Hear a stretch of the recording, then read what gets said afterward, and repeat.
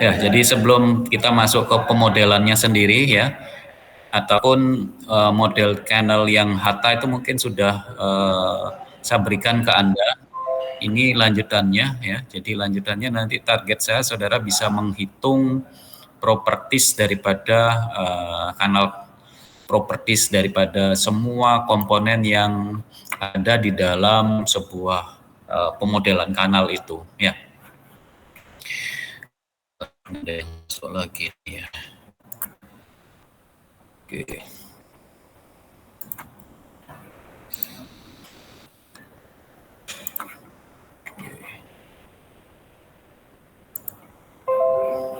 Ya. Nah, jadi kalau saudara perhatikan ya fenomena propagasi kanal wireless itu ya, ini kita bisa tulis seperti ini ya.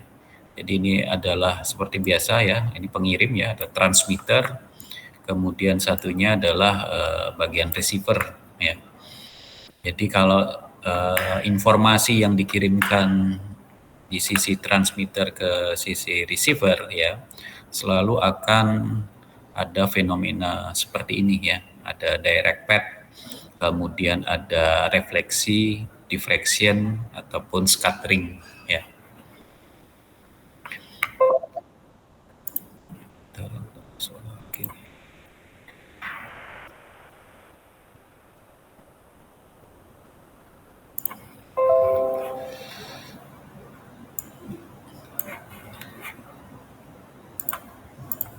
Oke. Nah, terkait dengan adanya fading ya, yang bisa mengakibatkan tentunya ada degradasi daripada sinyal informasi yang saudara kirimkan ya, maka kita akan kerucutkan lagi ya terkait pembahasan fading ini ya, atau fading biasa lebih saudara mungkin pernah baca gitu ya, dia merupakan sebuah fenomena yang bisa melemahkan sinyal ya, pelemahan. Nah, kalau kita cari apa namanya kelompok gitu ya, dikelompokkan bisa pakai dua kelompok ya, small scale fading dan large scale fading ya. Jadi small ya kecil ya, skala fading yang kecil dan skala fading yang besar. Nah, terkait dengan apa itu yang small ataupun large ya. Nah, ini kita lihat di deskripsi ini ya. Jadi kalau yang disebut dengan large scale atau juga kadang bisa disebutkan sebagai long term fading ya. Jadi fading yang dikatakanlah memiliki termin panjang ya. Jadi panjang ini maksudnya adalah dari sisi ini ya, fluktuasinya ya, fluktuasinya atau ya seperti tadi light scale fading ya, ini sebenarnya pengertiannya sama aja ya.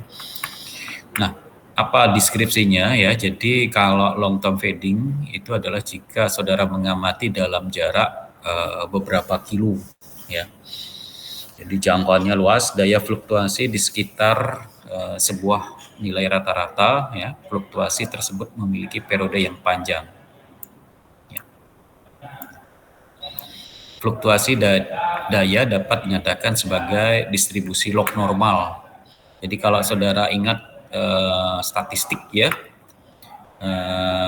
saudara masih ingat ya distribusi log normal seperti ini ya. Nah, ya. Nah, ini kalau ditelusuri atau diobservasi dalam distribution statistik, dia bisa saudara gambarkan seperti ini ya, log normal gitu ya. Sedangkan nanti fluktuasinya panjang itu seperti apa, nanti kita lihat. Nah, sebaliknya yang short term fading ya atau small scale fading itu seperti ini ya, kebalikannya dia. Jadi fluktuasinya itu cepat gitu ya. Jadi fluktuasi anomalinya itu cepat daripada yang saudara kalau bandingkan dengan yang long term tadi itu. Ya. lebih lama gitu ya. Tapi yang short ini lebih cepat ya. Nah, fluktuasi dayanya ya itu kalau dilihat dari sisi distribusi ya, dia termasuk distribusi relik ya, dikatakan relik di sini. Jadi kalau distribusi normalnya seperti itu, maka kalau relik ya bisa kamu buat seperti ini. Nah, ini. Jadi seperti itu ya. Nah, kemudian ada beberapa gambar nanti ya yang untuk memperjelas ini. Jadi seperti di slide berikutnya ini adalah untuk large scale feeding kan ya. Dikatakan sendiri tadi perambatan langsung, difraksi dan scattering dikelompokkan dalam large scale feeding ya. Jadi termasuk large scale ini adalah ada direct ya, jadi langsung begitu, terus ada difraksi dan scattering ya. Sedangkan yang pemantulan itu ya, itu dia termasuk small scale feeding. Nah, ini yang memperjelas gambar ya antara small dengan large ya. Bentuknya itu seperti ini. Jadi ini adalah kurva antara jarak terhadap power ya, dBm.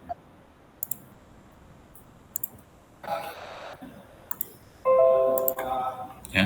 Jadi power dalam desibel mili ya, dBm. Kemudian jarak ya yang horizontal ini. Nah, ini kalau saudara lihat yang small scale feeding itu yang merah ya. Jadi fluktuasinya begitu cepat gitu ya. Yang merah ini. Sedangkan sebaliknya yang warna biru ya, dia adalah large scale feeding ya. Jadi fluktuasinya di atas rata-rata kan tadi dibilang ya, jadi lama. Sehingga kalau ini dipadukan dalam sebuah gambar, maka akan kelihatan dia menjadi seperti seolah-olah masih garis lurus gitu ya, garis lurus.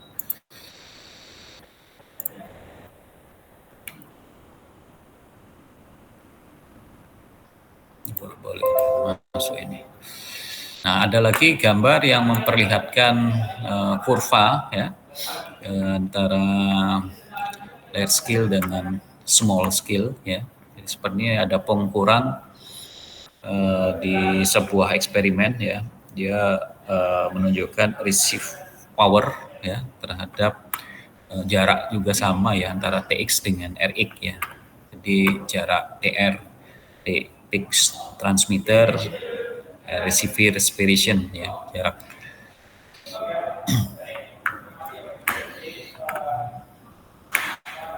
Nah, kemudian ini ada lagi yang deskripsi terkait feeding ya.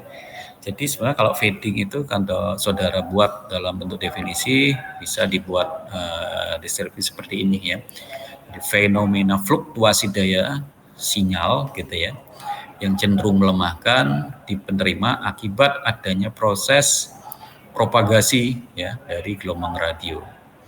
Sinyal yang diterima bersifat acak dalam waktu dan ruang.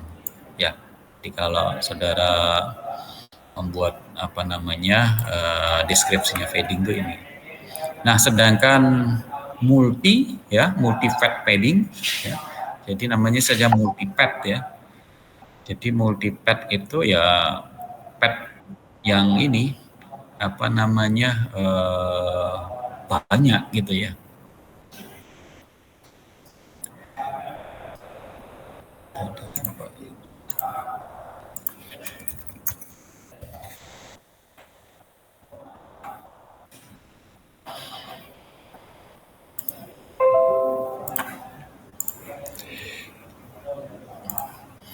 Kalau Anda lihat deskripsinya di sini adalah kalau multi-path fading adalah fading yang disebabkan oleh replika-replika atau multi-path sinyal yang diterima dengan waktu tunda yang berbeda dan menimbulkan interference yang melemahkan.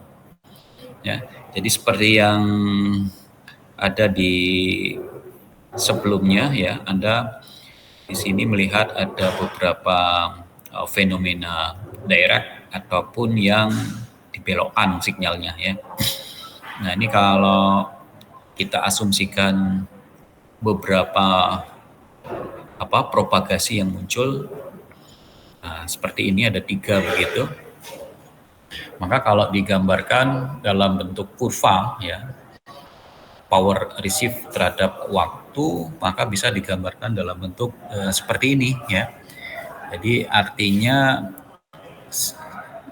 multipad yang ada di sistem ini ya itu akan disumming ya, kemudian akan menjadi total ya seperti ini ya, yang merah ini.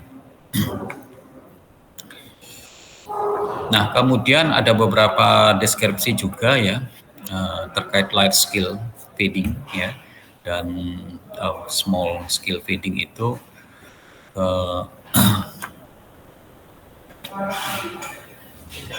ya. Jadi untuk large scale fading memperkirakan menghitung daya sinyal rata-rata untuk sembarang jarak antara TX dan RX sampai beberapa kilo ya.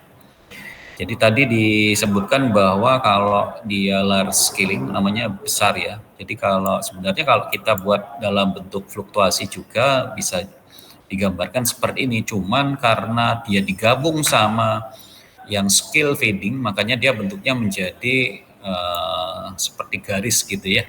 Nah, sebenarnya dia merupakan sebuah anomali seperti ini juga, seperti ini ya. Nah, di sini dijelaskan ya, memperkirakan menghitung daya rata-rata untuk sembarang jarak TX RX sampai beberapa kilo ya.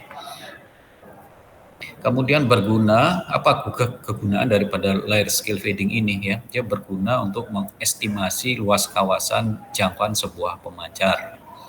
Kemudian besarnya daya sinyal ya tergantung pada jarak TX dan RX, ini jelas defaultnya memang seperti itu ya. Kemudian shadowing ya, fenomena propagasi karena adanya gedung-gedung yang menghalangi perambatan sinyal dari TX RX termasuk dalam model propagasi skala besar. Ya. Kemudian tidak atau terjadi pada lingkungan yang tidak ada bangunan tinggi ya, kawasan pedesaan misalkan ini. Nah itu yang large scale fading. Kemudian, nah ini yang saya bilang tadi ya, dia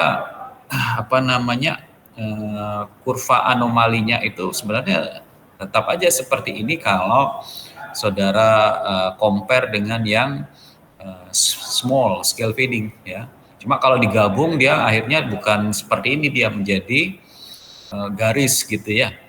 Karena memang perbedaan sangat ekstrim ya. Nah, cuma kalau digambar satu-satu ya bentuknya seperti ini ya.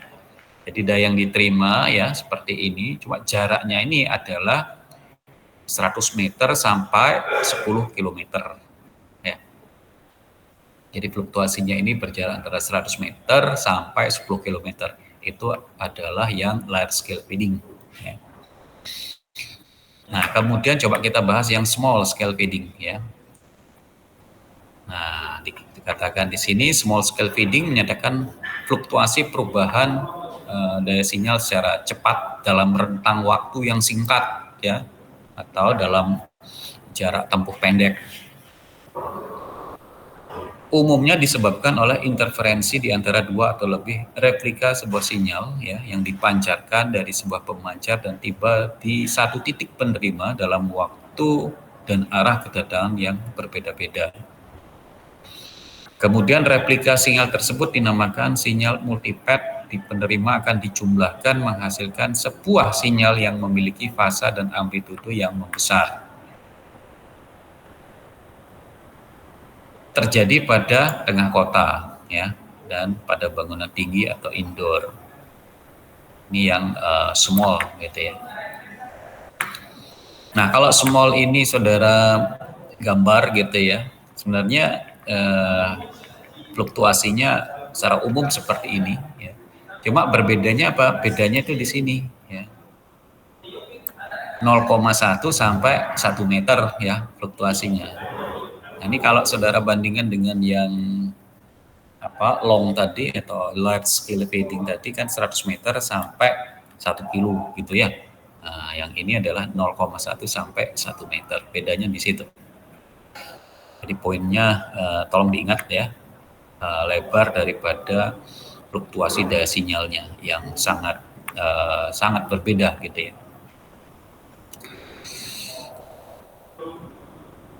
Ya ini sama aja. Nah, kalau misalkan saudara nanti mau menggabung gitu ya, kanal wireless gitu ya, itu sebenarnya kalau saudara ingin gabung antara pad loss ya, jadi karakteristik jarak antara antena pemancar dan penerima terhadap powernya ya dalam desibel ya, itu yang bentuknya seperti ini, atau mungkin rugi-rugi pad loss ya yang sebelumnya kita bahas itu. Kemudian kita juga compare nanti dengan yang shadowing ya, di shadowing, kemudian juga yang multi pad fading ya. Jadi kamu bisa pikirkan dia dalam bentuk large scale ya ataupun small scale. Nah itu kalau digabung tuh bentuknya seperti ini dia. Jadi daya sinyal secara keseluruhan kalau di jumlah lah ibaratnya. Nah kalau saudara lihat di di kelompok gitu ya, ada pohon small scale fading dan small scale fading dengan basis yang berbeda, itu bisa dilihat ya pengelompokannya itu seperti ini. Nggak saya bahas, kita lalui aja. Nah, masuk ke fenomena propagasi kanal wireless ini sebenarnya sama ya dengan apa yang kita bahas tadi. Jadi fast fading ya. Kemudian ini yang slow ya atau large ya, large dan small ya. Ini diberikan contoh lagi biar lebih paham gitu ya. Nah, setelah saudara bisa mengenal tadi fenomena large maupun small ya,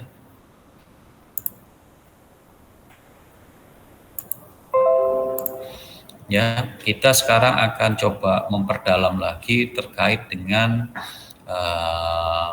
bagaimana atau besaran yang ada di dalam setiap pad yang muncul ya di multipad dalam fenomena fading ini ya. Nah ini misalkan aja ada base station di sini, ini ada mobile station gitu ya, atau pemancar dan penerima. Ini kalau saudara hitung di sini kan ada 4 pad ya, 1, 2, 3, 4 ya. Nah setiap pad ini nanti akan memiliki yang namanya gain gitu ya. Nah, jadi gain channel atau penguat gitu ya. Jadi masing-masing ini punya penguat sendiri-sendiri. Kemudian selain punya penguat, dia punya yang namanya konstanta delay ya. Jadi delay time itu biasanya disebutkan dengan tau ya. Tau 1, tau 2 dan seterusnya, delay. Nah, kemudian kalau misalkan saudara lihat untuk yang pad 1 misalkan ya. Nah, pad 1. Artinya dari base station menuju mobile station ini dia menemui obstacle ini ya, obstacle-nya ini. Nah dari sini ya artinya pad ini memiliki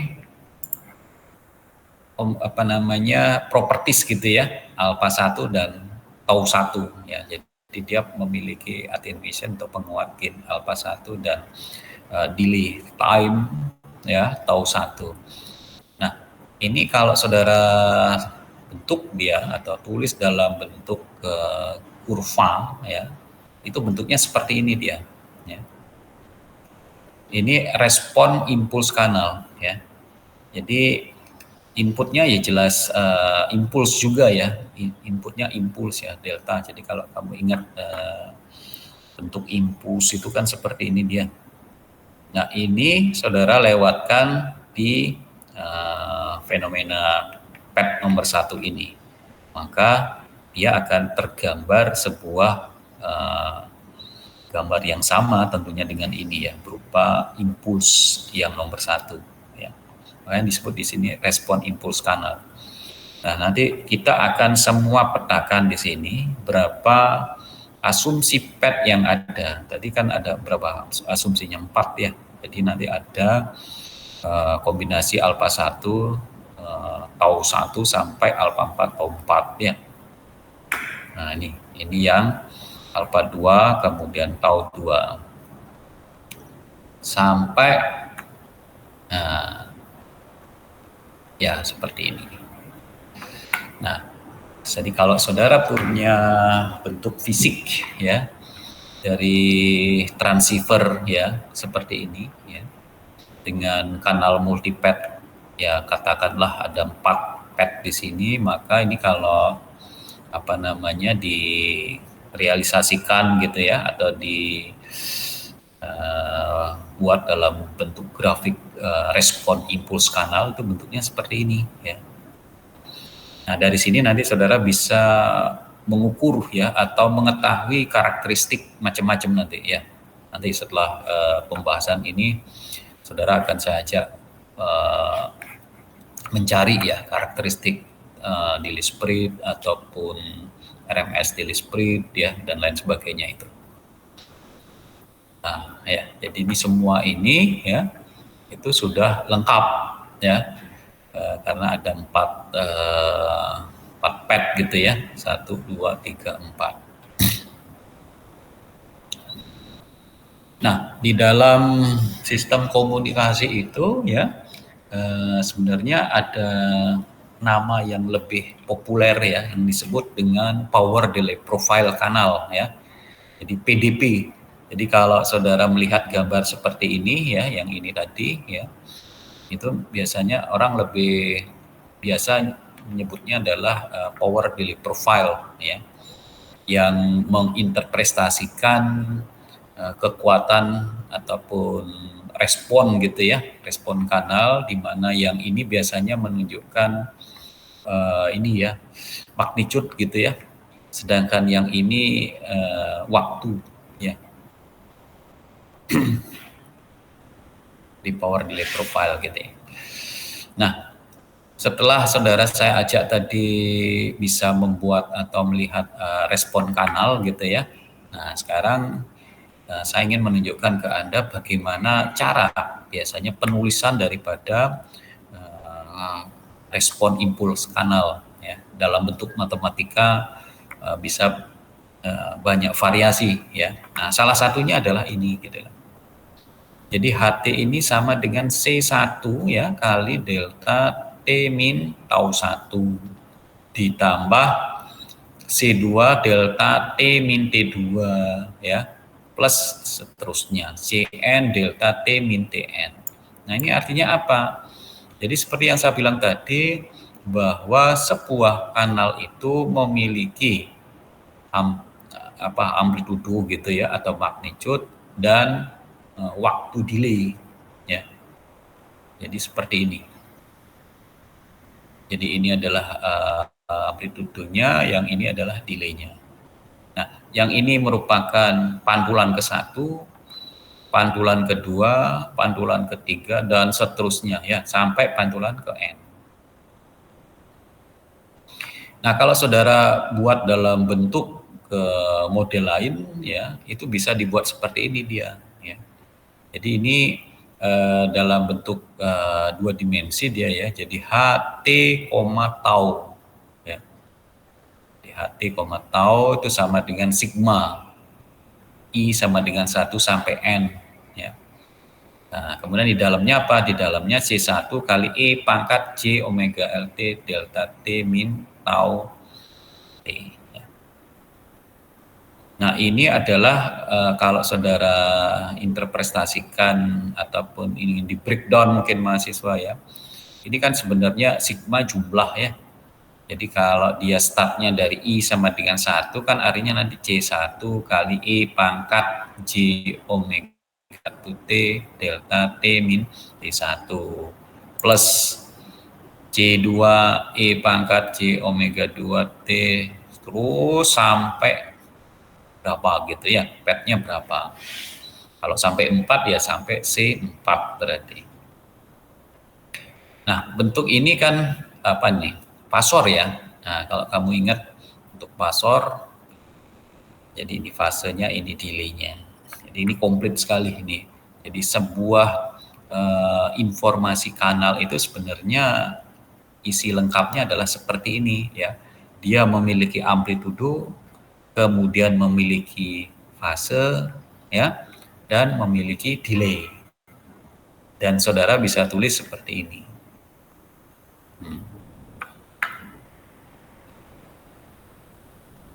Nah, ini ya. Jadi jumlah pantulan bersifat acak dengan setiap pantulan itu memiliki ini ya, amplitude yang acak, fase yang acak, pergeseran Doppler yang acak, kemudian delay yang acak. Parameter acak tersebut berubah terhadap waktu, ya jelas ya. Jadi tidak mungkin dia statis gitu ya. Tapi kalau saudara misalkan mengenerate dalam bentuk simulasi begitu, bisa jadi saudara bisa membuat dia itu sama ya nilainya, bisa jadi karena simulasi saudara bisa program. Tapi kalau secara implementasi ya tidak mungkin ya, pasti berubah terus informasi kanal itu ya. Mungkin jam sekarang ini ya jam 15.28 saudara ngukur ketemunya nilainya berapa, kemudian 5 menit setelah itu jelas sudah berubah ya. 5 menit lagi berubah lagi. Ya. Nah, itu kalau nanti sudah masuk ke tahap itu saya minta saudara bisa membuat anomali nilai-nilai kanal tersebut ya. Kita pakai randomize gitu ya. Dan itu memang sesuai di kenyataan bahwa tidak ada nilai yang sama atau statis dalam rentang waktu tertentu ya, pasti berubah karena itu memang fenomena alam ya. Nah, di sini maka impulse response kanal, the channel impulse response CIR bersifat time varying, berubah setiap waktu ya. Nah, ini. Jadi channel impulse responnya itu bersifat time varying ya, tolong ingat. Nah, di sini ada hasil pengukuran orang begitu ya. Memang kalau secara eksperimen Anda tidak akan bisa melihat gambar sebagus ini gitu ya. Kalau ini kan ideal gitu ya. Ideal Anda bisa menuliskan gitu ya. Tapi kalau dalam bentuk eksperimen ngukur beneran dia pasti ada yang seperti ini ya. Acak gitu ya. Jadi sangat tidak mungkin mendapatkan bentuk yang seperti tadi di atas itu ya, impuls secara teoretikal itu bentuknya kayak begini ya. Tapi kalau secara eksperimen memungkinkan ini, tapi cara pengukuran karakteristiknya sama saja nanti ya. Nah, ini ada contoh juga ya, ini terkait multipath fading ya. Kalau tadi saudara sudah saya kenalkan bagaimana menginterpretasikan power delay profile dalam sebuah pengukuran gitu ya. Nah, itu bentuknya kan seperti ini ya. Coba saudara lihat yang ini ya. Jadi coba kamu lihat yang ini saja ya. Nah, ini. Jadi ada orang yang melakukan pengukuran, ternyata dia ketemu. Nah, seperti ini. Kemudian pada selang waktu berikutnya ya, dia melakukan pengukuran lagi. Nah, 1 jam lagi dia dapat data ini gitu kan. Setelah itu dia ngukur lagi 1 jam berselang, ngukur dapat ini dan seterusnya. Jadi kalau dipetakan ya bentuknya seperti ini gitu loh. Jadi saya harap Anda tidak bingung melihat gambar ini. Jadi sebenarnya sama aja dengan apa yang dia lakukan pada saat, nah ini misalkan ngukur ini. Jadi saya ngukur ya untuk jam tertentu, oh ketemunya sekian, ada 4 gini. Terus selang berikutnya setengah jaman lagi ngukur, oh dapat seperti ini. Tapi kan dia pasti berubah ini ya, amplitudonya pasti berubah ini, tidak mungkin sama. Sampai 4 kali pengukuran gitu loh. Nah itu dia bentuknya itu seperti ini gitu loh. Jadi kalau saudara apa namanya gabung ya, ibaratnya nih menggabungkan gambar dari beberapa eksperimen ya, dari beberapa eksperimen yang dicoba dilakukan, akhirnya ketemunya seperti ini. Nah, makanya di sini contoh PDB atau respon impul kanal yang berubah terhadap waktu pengukuran dan lokasi pengukuran yang berbeda. Ya. Jadi bisa jadi pengukuran lokasi berbeda, lokasi sama, tapi waktu pengukurannya yang berbeda. Bisa jadi menghasilkan gambar yang berbeda. Ya. Kemudian ada lagi eksperimen yang berbeda di sini, dia adalah terkait dengan apa namanya, ya, dalam bentuk menginterpretasikan gambar yang berbeda, ya. Jadi sebenarnya ini sama saja pengertiannya, dia melakukan pengukuran beberapa kali ya, 1, 2, 3, 4, 5, 6, ada 8 malahan ini ya, ada 8. Jadi dia berubah apa namanya, dia melakukan eksperimen itu beberapa kali gitu ya. Jadi bentuknya seperti ini, kayak pasir gitu ya, bagus gitu ya. Sebenarnya sama aja pengertiannya dengan ini. Oke, nah kemudian coba kita lihat di sini ada base station ya, sama seperti tadi di sini ada obstacle gitu ya. Nah ini ada receivernya di sini atau mobile station. Maka ya sinyal informasi yang dikirim terhadap obstacle ini, maka sinyal receive yang diterima oleh si mobile station itu seperti apa? Nah, itu bisa digambarkan dalam bentuk persamaan matematik seperti ini. Ya. Jadi RT itu sama dengan H dikalikan dengan S. Sebenarnya kalau kita ngomong apa namanya secara sederhana kan seperti ini ya. Ini TX, ini RX ya. Jadi TX itu pemancar, RX penerima, saya kirim misalkan S gitu ya. Kemudian saya terima R gitu ya. Kemudian di sini antara TX dengan RX itu adalah channel gitu ya, channel yang saya lambangkan misalkan dengan H gitu ya. Maka R itu kan sama dengan apa? H dikalikan S kan begitu ya. Kalau secara sederhana kan begini. Jadi kita nerima apa di sini ya, itu merupakan perkalian daripada sinyal yang dikirim dikalikan dengan informasi kanal ini. Makanya ya R itu sama dengan H dikalikan S gitu ya. Cuman kalau pada kenyataannya kan petnya itu tidak cuma satu ya, ada beberapa. Seperti ini misalkan ya. Jadi ini ada pet nomor 1 ya, misalkan ada gedung gitu ya, ada kendaraan.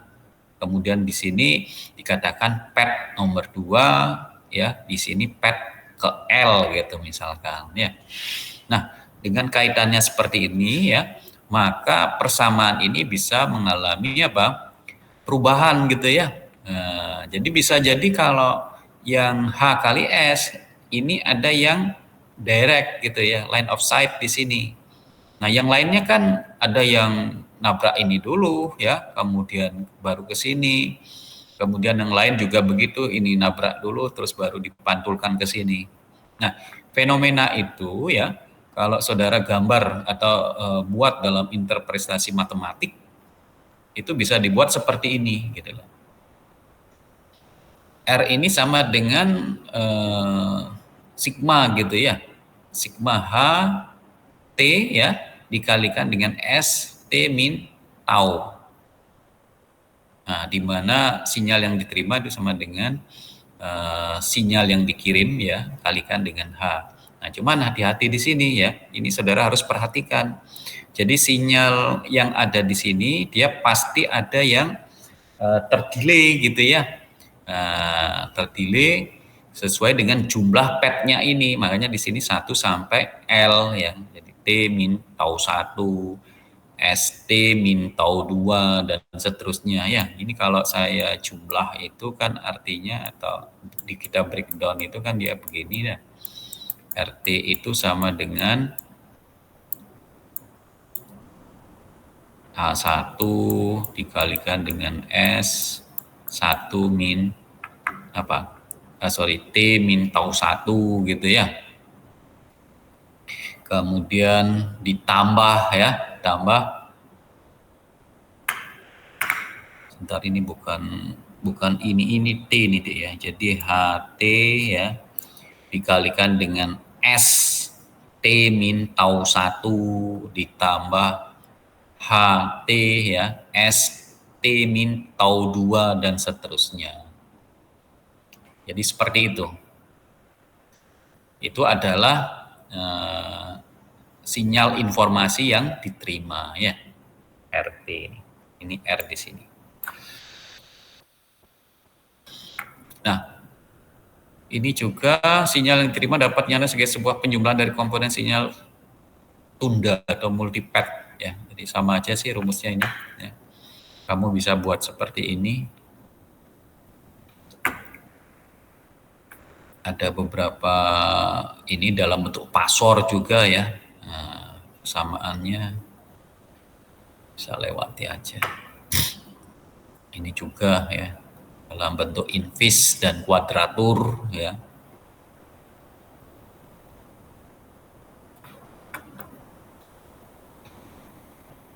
Mahasiswa ada komentar dulu? Ada yang tanya enggak? Masih bisa diikuti ya? Oke ya? Oke, kita lanjut dulu. Nah, saya akan ajak Anda ke sini ya. Jadi terkait dengan coherent bandwidth ya. Apa itu coherent bandwidth ya? Nah, di sini adalah respon frekuensi kanal multipad ya, coherent bandwidth. Nah, itu rumusnya tuh seperti ini ya. Nah, sebenarnya saudara tadi sudah dapat, nah saya mau jelaskan ini dulu. Saudara tadi sudah dapat gambar daripada power delay profile kan tadi itu ya. Nah, jadi bentuknya kayak gini. Nah, ini kan dalam domain waktu ini ya. Jadi kalau kita ngomong coherent bandwidth itu nanti dalam frekuensi domain ya. Jadi artinya saudara harus mengubah bentuk dalam ranah waktu ini menjadi frekuensi dulu ya. Dengan gimana caranya? Ya caranya adalah memanfaatkan daripada fasilitas fast Fourier transform itu ya. Ini diefektifkan ya. Nah, kalau diefektifkan saudara nanti akan dapat spektrumnya seperti ini. Ya, seperti ini misalkan ya. Nah, ini dia dalam bentuk F sekarang, bukan dalam bentuk T lagi ya. Jadi dalam bentuk F. Nah, lebarnya ini disebut dengan coherent bandwidth. Jadi ini sebenarnya lebar daripada kanal yang saudara punya gitu lah.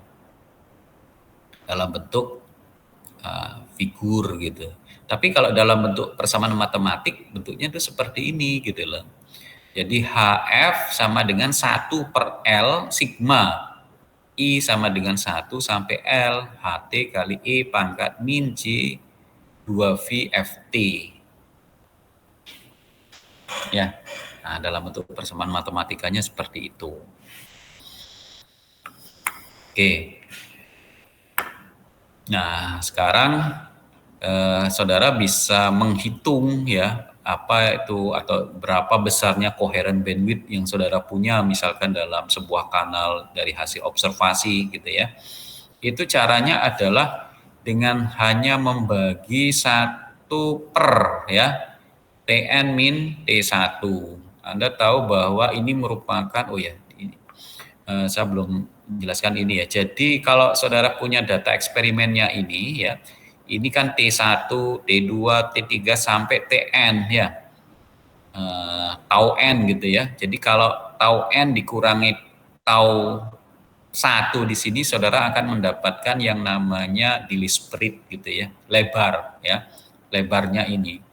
Jadi kalau multipadnya itu ada 4 di sini ya, ini yang nomor 1, nomor 2, nomor 3, nomor 4 misalkan aja ya. Nah, saudara tinggal mengurangkan aja. Tau 4 dikurangi tau 1 itu nanti nilainya berapa? Itu adalah Dili spread-nya. Nah, kalau ingin mencari coherent bandwidth-nya ya tinggal diseper gitu aja. Kan apa namanya, coherent bandwidth itu kan frekuensi ya. Frekuensi itu kan sama dengan 1/T kan gitu ya. Nah, kalau di sini saudara dapat di list spread-nya dalam time domain ya, tapi dalam coherent bandwidth nanti kamu akan mendapatkan kebalikannya atau frekuensinya kan gitu. Tinggal di seper aja. Makanya rumusnya itu adalah seperti ini gitu loh. Jadi B coherent ya itu sama dengan 1 dibagi dengan tau n min tau 1 ya. Nah, tolong diperhatikan ya, jika harga mutlak tau n min tau 1 ini lebih besar dari simbol T ya, itu nanti terjadi isi ya, intersimbol interference. Tapi kalau kebalikannya ya lebih kecil dengan T maka tidak ada isi gitu ya. Nah, nanti kita jelaskan apa itu isi ya. Jadi mungkin gampangannya begini ya. Anggap B coherent bandwidth itu merupakan sebuah, ini kamu misalkan bawa mobil gitu ya, masuk ke jalan tol, ini jalan tol ini dia. Nah, ini jalan tol. Nah, jalan tol itu lebarnya segini. Nah, saudara itu bawa kendaraan ya, bawa kendaraan itu ya ini tampak ininya ya, kepalanya mobil ya, ya jalan ke sana. Tidak ada masalah karena apa? Lebar ini ya. Jalan tolnya lebih lebar timbang mobil, lebar mobilmu gitu loh. Udah jalan terus aja. Ya, tidak ada masalah. Ya, ini yang dikatakan tidak terjadi intersimbol interference. Ya. Jadi artinya lebarnya ini ya jalan tol, lebarnya kanal itu lebih besar daripada bandwidth daripada sinyal informasi ya. Sinyal informasimu adalah berupa lebar mobil ini gitu loh. Ya, jadi ini kan tidak ada masalah ini, langsung aja masuk. Ya. Dan ini jadi masalah kalau terjadi kebalikan ya. Jadi sebaliknya gitu ya.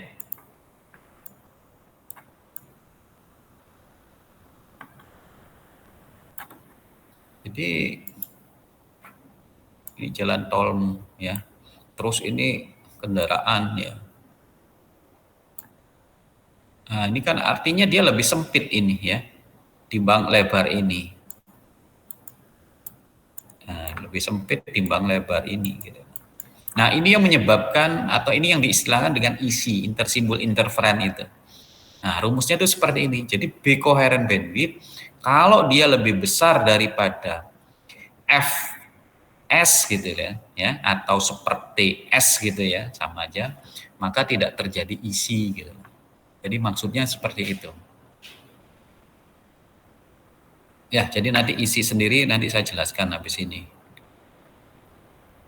Ya, jadi tolong diperhatikan B coherent bandwidth itu selalu kamu akan mengingat sebagai lebar pitanya si kanal itu gitu loh. Kanalnya berapa gitu loh. Misalkan aja ya 100 Hz misal gitu ya. Tapi kanal apa namanya lebar pita frekuensimu 80 misalkan. Ya, aman gitu ya. Tidak ada isi ya. Oke, kita lanjut dulu ya. Nah, ini sebaliknya ya. Bila B coherent bandwidth-nya itu lebih kecil daripada seperti ya atau Fs-nya ya. Jadi saya biasanya pakai fs ya kalau frekuensi simbol gitu ya. Yang bicoherent bandwidth-nya itu biasanya untuk yang kanal ya. Nah ini lebih kecil daripada fs ya, atau lebih kecil daripada seperti, karena fs ini kan seperti gitu ya, maka dikatakan dia namanya frekuensi selective fading ya. Jadi muncul isi ya, intersimbol interference. Jadi kalau yang tadi itu, nah ini tidak terjadi isi, maka flat fading ya, flat rata ya, flat fading. Tapi kalau yang ini selective fading ya, kalau terjadi kebalikan.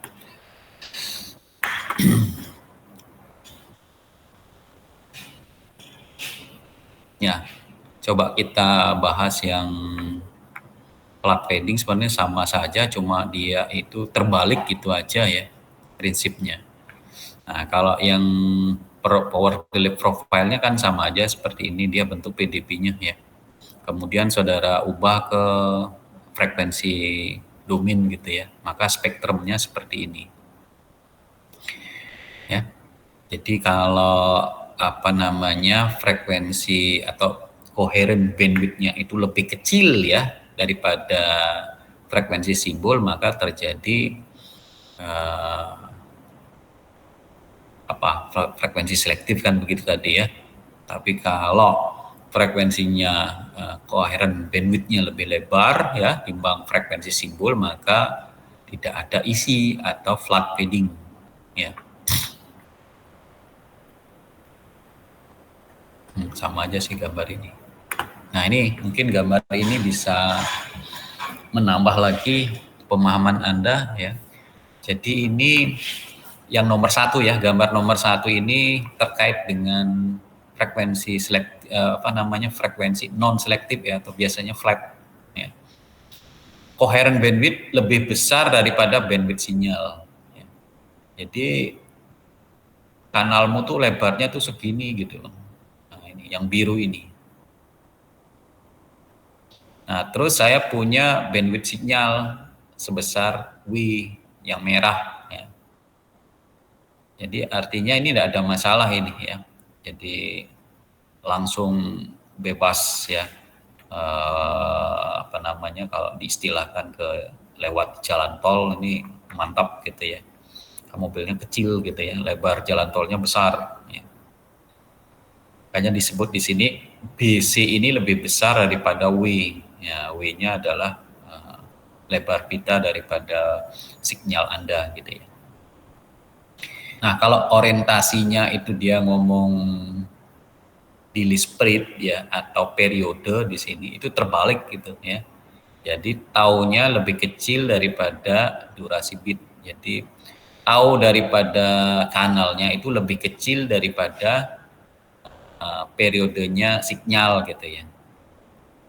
Ya, ini karena apa? Frekuensi kan berbanding terbalik dengan ini periode ya. Jadi nanti kalau ngomong periode ya kamu bisa ngomong seperti ini. Tapi kalau ngomong bandwidth ya dalam frekuensi domain ngomongnya seperti ini. Jadi frekuensi ataupun coherent bandwidth daripada kanal lebih besar daripada bandwidth sinyal. Itu kalau kita ngomong frekuensi domain. Tapi kalau kita ngomong time domain ya kita ngomongnya periode ya. Artinya yang ini ya daily spread-nya ini untuk biasanya lambangnya tau gitu ya, itu lebih kecil daripada durasi bit sinyal gitu ya. Jadi pemahaman atau pengertian ini sama gitu ya. Nah, sedangkan yang frekuensi selektif ya, seperti ini. Jadi gambar ini kan terbalik sama gambar ini ya. Kalau yang ini kanalnya bandwidth itu lebih kecil ya timbang bandwidth-nya sinyal ya. Nah, ini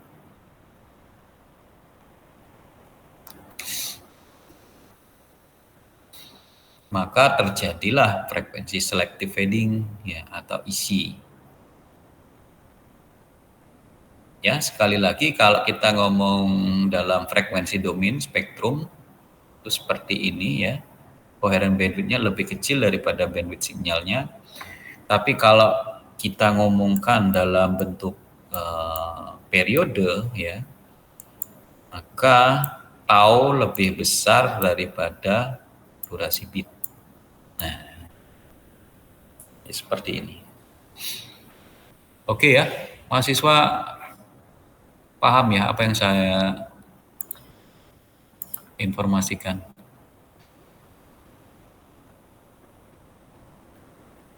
Oke, kita lanjut coba ya.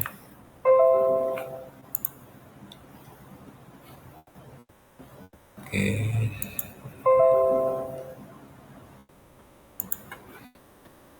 Nah, ini resume-nya itu sebenarnya ini ya. Bila TS lebih kecil daripada tau Mach ya, wideband channel atau frekuensi selective fading ya.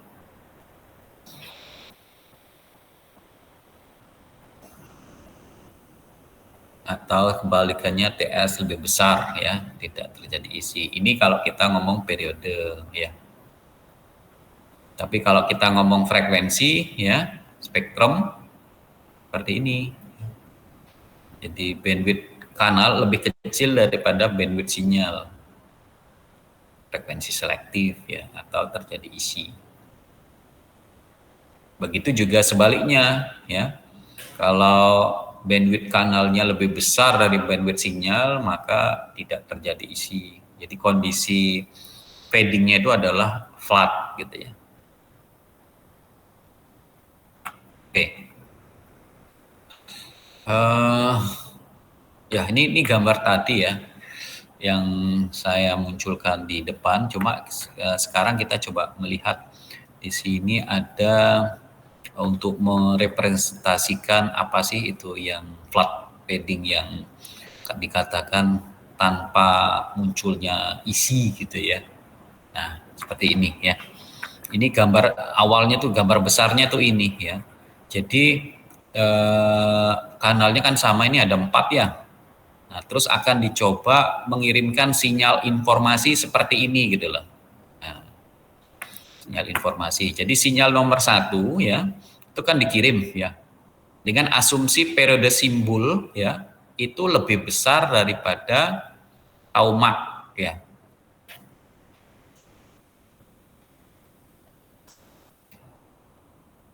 Atau kalau kita ngomong ini frekuensi atau bandwidth coherent ya, biasanya lebih besar daripada bandwidth sinyal ya.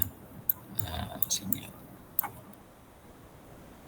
Atau berarti frekuensi ini berarti periode simbol itu lebih besar daripada periode ini kanal ya. Jadi ini berlaku terbalik ya, hati-hati ya, frekuensi dengan periode. Nah, ini contoh ilustrasinya ya. Ya, sekali lagi hati-hati di sini ya. Jadi asumsinya periode simbolnya lebih besar daripada tau Mach atau periode maksimal daripada kanal gitu ya. Nah, periode kanalnya itu seperti ini ya. Periode simbolnya seperti ini. Lebarnya seperti ini ya. Nah, ini kan dia masuk ke sini ya, masuk kanal, kemudian ya dipetakan setelah ini melewati kanal, maka gambarnya kan seperti ini ya. Nah, kemudian muncul sinyal kedua ya. Tadi kan sinyal pertama, sinyal kedua masuk, diterima ya. Nah, begitu sinyal kedua masuk ya, maka dia masih ada space ya, masih ada space yang lebar gitu loh. Karena periode simbolnya itu sebesar ini gitu loh. Dibandingkan dengan temak ya, taumak gitu ya. Jadi artinya simbol yang kedua ini tidak akan menyinggung di sini gitu loh.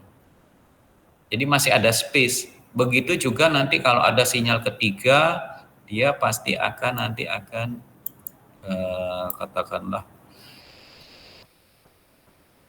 ini misalkan ya Ini simbol keempat muncul ya. Jadi masih ada slot aman gitu ya. Jadi antara simbol satu dengan simbol kedua itu tidak akan pernah saling bersinggungan ya atau overlap gitu ya. Jadi masih ada space yang cukup. Maka dikatakan ya dia tidak terjadi intersimbol interference ya. Intersimbol interference, interferensi simbol yang ini ya, apa namanya, yang berdekatan boleh dibilang gitu ya. Nah, sebaliknya kalau dia itu TS-nya lebih kecil ya dibanding taumak, maka akan terjadi apa namanya, lawannya ya. Nah, seperti ini misalkan ya. Jadi TS-nya ini lebih kecil timbang lebarnya taumak ini ya. Jadi simbol nomor satu dikirim gitu ya. Right. Simbol kedua mepet gitu ya. Jadi tidak ada space untuk ini apa namanya menghindarkan diri dari simbol sebelumnya ya, seperti ini ya. Jadi kalau kamu lihat mungkin di sini mungkin lebih jelas ya. Dia ngerumul gitu loh. Dia tidak ada apa namanya space yang cukup antara simbol nomor satu ya dengan simbol kedua. Kalau tadi kan simbol ke satu, simbol kedua, simbol ketiga. Jadi jaraknya ini ya tadi masih cukup ya karena dia lebih lebar atau lebih besar gitu ya. Tapi kalau yang ini kebalikannya. Jadi TS lebih kecil dari timbang tomak. Nah, makanya terjadi intersimbol interference. Nah, bagaimana nanti cara menghilangkannya? Ya, cara menghilangkannya makanya nanti muncullah yang namanya teknologi WFDM ini gitu. Nah, ini yang akan kita bahas untuk apa namanya melihat ataupun mengevaluasi terkait isi ini, sehingga teknologi WFDM ini yang apa namanya sangat ini ya, apa namanya itu prospek gitu ya. Jadi Anda harus mengetahui sebagai seorang mahasiswa Telkom ya, bahwa teknologi OFDM ini yang merupakan core daripada teknologi yang saat ini sedang katakanlah booming ya, seperti mulai teknologi 4G ya ke atas ya. Cuma memang teknologi WFDM ini tidak berdiri sendiri ya, tapi dia harus dikombin sama teknologi multiple antena. Nah, cuma kalau dari sisi menghilangkan intersimbol interference ya, itu OFDM sangat bisa ya.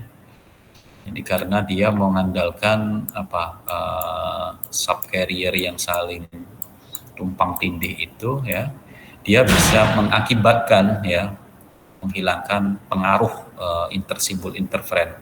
Jadi dia memiliki yang namanya cyclic prefix ya, itu yang akan bisa meminimalisir ya terkait pengaruh ini ya. Nah, nanti kita akan bahas lebih detail ya terkait WFDM ini, bagaimana dia bisa menjadi sebuah teknologi yang sangat ini ya, apa namanya dipakai ya sebagai sebuah standar gitu lah dalam sistem komunikasi wireless. Oke, mahasiswa ada pertanyaan dulu? Paham ya apa yang saya jelaskan? Saya sudah ini ya, sudah kirim ya filenya di Google itu. Kalau belum nanti saya kirim ya. Oke, sudah ya. Jadi saya minta saudara baca lagi ya terkait itu. Nanti begitu apa namanya ada praktiknya itu mendevelop, saya yakin Anda bisa lebih mudah memahaminya. Karena memang kita tidak bisa menghindari dari persamaan matematika yang mungkin membuat mahasiswa jenuh ya. Cuma saya harus masuk ke sana dulu gitu ya sebelum kamu bisa mendevelop ya OFDM-nya itu sendiri ya. Oke. Nah, ini ada beberapa rumus yang bisa saudara pakai ya untuk mendapatkan properties daripada kanal wireless-nya itu ya. Jadi seperti misalkan ya daya rata-rata ya, mean delay ya. Jadi seperti ini. Nah, ini nanti kamu bisa mendapatkan dengan daya rata-rata dengan rumus ini ya. Jadi sigma n pi ya kali tau i ya. Jadi p kali t untuk yang daya si power ini ya. Kemudian nanti dibagi dengan waktu tempuh setiap jalur ya. Nah, ini tinggal masukkan rumusnya. Kemudian ini adalah RMS daily spread ya, rumusnya ini. Tau kuadrat min tau pangkat 2, hati-hati. Kemudian nanti akhirnya bisa mendapatkan yang namanya bandwidth kanal ya, atau coherent bandwidth. Rumusnya pakai ini. Oke. Nah, dari rumus itu saya minta saudara coba ini ya, ngecek ya. Ini sudah ada jawabannya. Cuma saya minta kamu ngecek hitung-hitungannya. Enggak tahu ini ada yang benar atau ada yang ada yang masih salah atau enggak ya. Nah, ini ada soal di sini ya. Jadi saudara disuruh mencari total excess delay ya, mean delay dan RMS delay spread. Jika seperti ini ya tabelnya. Nah, tabelnya ini ya berdasarkan tabel itu saudara akan mencari rumus-rumusnya itu ya. Parameter semua itu. Semua ada di sini ya, udah dijawab ini. Cuma saya minta saudara ngecek gitu ya. Jadi dari soal ini dia nanti diubah dulu menjadi daya rata-rata dan daya rata-rata relatif. Jadi ini kamu enggak perlu membuat tabel lagi, tinggal dipakai ini ya. Tinggal dipakai, kemudian saya minta Anda ngecek hitung-hitungan ini ya. Tau, kemudian tau kuadrat, sehingga nanti ketemunya adalah coherent bandwidth-nya seperti ini ya. Nah,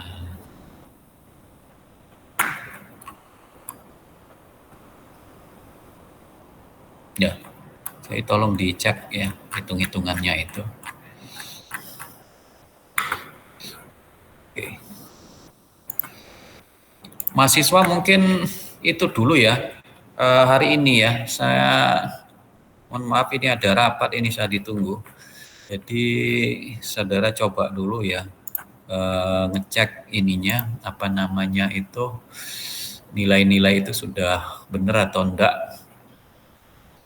Nanti kalau ada pertanyaan bisa minggu depan ya kita bahas ya. Saya mau screenshot dulu ya ininya yang kuliah hari ini.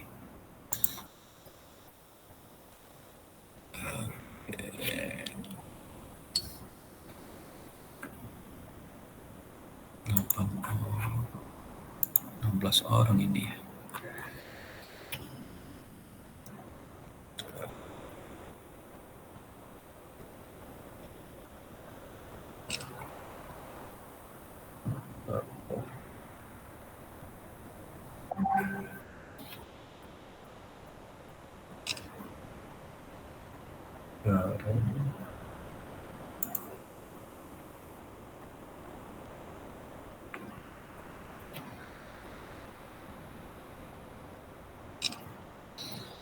Oke, mahasiswa semua, saya mohon maaf, saya ditunggu rapat di bawah. Silakan dikerjakan dulu ya hitung-hitungannya itu ya.